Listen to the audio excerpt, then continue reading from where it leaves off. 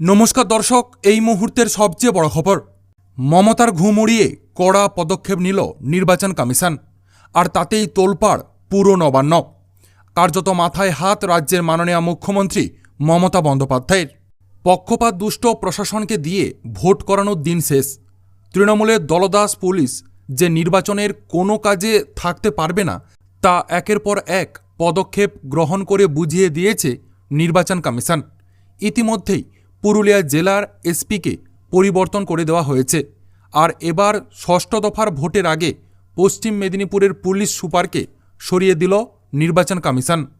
দর্শক, সূত্রের খবর, এদিন কমিশনের পক্ষ থেকে একটি নির্দেশিকা দেওয়া হয়েছে, যেখানে স্পষ্ট ভাষায় জানিয়ে দেওয়া হয়েছে পশ্চিম মেদিনীপুর জেলার পুলিশ সুপার হিসেবে ধৃতিমান সরকারকে সরিয়ে দেওয়া হলো।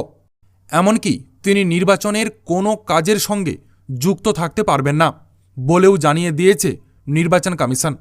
একাংশ বলছে, বিরোধীদের তরফে ক্রমাগত এই সমস্ত দলদাস পুলিশের বিরুদ্ধে অভিযোগ করা হয়েছিল কমিশনের কাছে। আর তারই পরিপ্রেক্ষিতেই সুষ্ঠু এবং শান্তিপূর্ণ ভোট করতেই কমিশনের এমন পদক্ষেপ বলেই মনে করছে বিশেষজ্ঞরা। তো দর্শক, নির্বাচন কমিশনের এমন পদক্ষেপকে আপনারা কেমন চোখে দেখছেন অবশ্যই কমেন্ট সেকশানে কমেন্ট বক্সে জানাবেন। আপাতত এতটাই।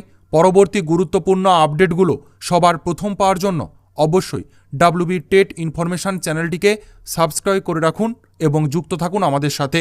ধন্যবাদ।